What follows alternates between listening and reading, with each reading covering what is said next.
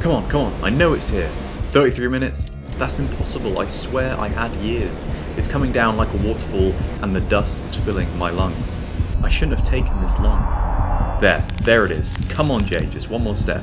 No, I'm buried too deep. This is it. Just me, my ticket out, and the clock. That is exactly what it feels like to have £67 to your name, a visa expiring in 48 hours, and absolutely no backup plan. It's 6 AM, the air is thick, and I'm sitting on a rust bucket ferry off the coast of Koh Samui.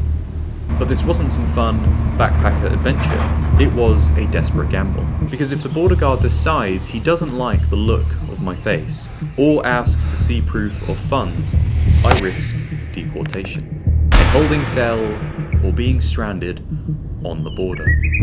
Every part of my brain was telling me that this was a massive mistake, because even if they let me back in, I couldn't even afford a flight home. The ship jolted against the concrete dock. The ferry ride was over, but a 6-hour van journey to the border was just beginning. While I was sweating in the back of a Thai van, convinced my life was over, in the dead of winter, 1849, Fyodor Dostoevsky stood in the freezing snow of St. Petersburg. And Dostoevsky didn't have 48 hours, he had 5 minutes. 3 of his friends were already tied to wooden posts just feet away, white hoods pulled over their faces. Time came to a standstill. Dostoevsky knew his group was next. Standing there in the snow, he divided up his final moments on Earth. 2 minutes to say goodbye to his friends, 2 minutes to reflect on his life, and 1 final minute to see the world one last time. For that last minute, his eyes locked onto the golden dome of a nearby cathedral. Staring at those rays of light, he was convinced that in just a few moments, he would merge with them. Dostoevsky closed his eyes and played back the story of his life one last time. Just 4 years earlier, Dostoevsky had everything. He had quit a safe, respectable job as an engineer to chase a delusion. Living in near poverty, he poured his soul into his first novel, Poor Folk. And against all odds, it worked. At just 24 years old, he was an overnight sensation. Desperate to keep the momentum going, he immediately published his second book, The Double. And it was a complete disaster. The newspaper called him a fluke, a washed-up, one-hit wonder who peaked at 24. Rejected by the elite, Dostoevsky turned bitter. He joined a secret group of rebels called the Petersburg Circle, finding comfort in their shared anger at the government. He needed to believe the whole system was broken, because if the whole world that rejected him was a lie, then his failure wasn't his fault. But that rebellion led to a fatal mistake. At a secret meeting, he read a banned anti-government letter out loud. A few days later, in the dead of night, the Tsar's secret police kicked his door down, dragged him out of his house, and shoved him into the back of a closed carriage. He was on his way to the total isolation of solitary confinement. I stared out the window of the van, watching the Thai jungle blur past, just a few hours away from a fresh visa for deportation. My peers back in the UK were sitting in lecture halls, and here I was, cramped in a boiling van on the other side of the world. I looked over to see who else was making this desperate border run. One man stood out, decades older than me, slouched in the corner with hollow, glazed eyes. A guy who chased a dream, lost everything, and just kept running until he had nowhere left to go. Is that my future? What if I'm taking this exact same van journey 20 years from now? The driver shouted out from the front, 1 hour to the border. For the next 60 minutes, all I was left with was the terrifying noise in my own head. Just like Dostoevsky was, except his van was a damp 10 by 10 foot stone cell. For 8 grueling months, he sat in total blackness, listening through the walls as other inmates slowly lost their minds. He had no idea if he would be there for a week or for the rest of his life. He realized how much time he had completely wasted fretting over critics, status, and things that didn't matter at all. Until suddenly, the heavy iron door swung open. He was dragged outside into the freezing winter fog. For the first time in nearly a year, he saw the sky. But the relief was shattered instantly by an officer reading a decree.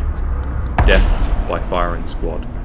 Which brings us right back to those final 5 minutes in the snow. His 3 friends tied to the posts, the white hoods, the rifles aimed at their heads. Dostoevsky closed his eyes, listened to the heavy click of the guns, and waited for the dawn. But the gunshot never came.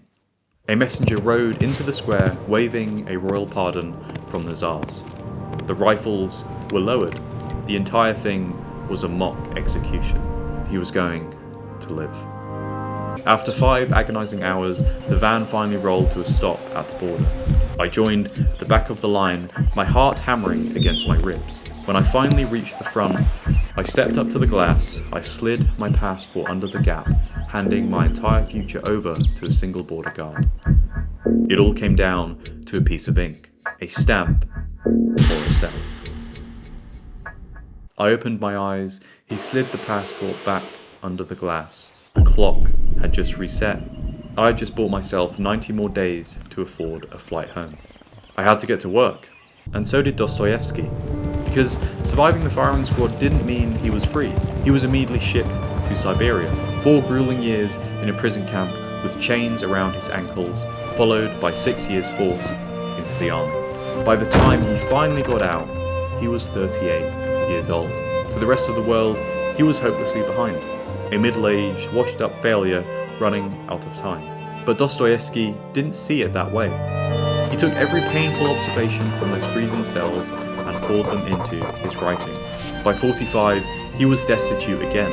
His brother had died, he had a crippling gambling addiction, and he was drowning in debt. Out of sheer desperation, he signed a predatory contract.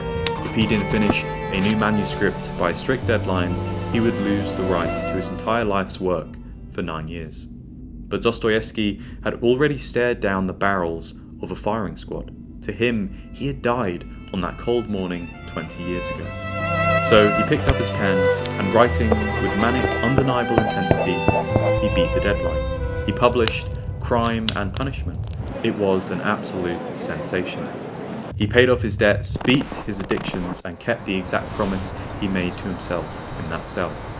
After the guards slammed that stamp down, my life didn't magically fix itself. I still had a grueling 5-hour van ride back to the coast, a 2-hour ferry in the dark, and exactly 90 days to figure out how to survive. But the suffocating anxiety, it was completely gone. I had already faced my absolute worst case scenario. Everything from here on out was just extra time. When I finally got back to my tiny bungalow in Koh Samui, I attacked my work with a manic intensity.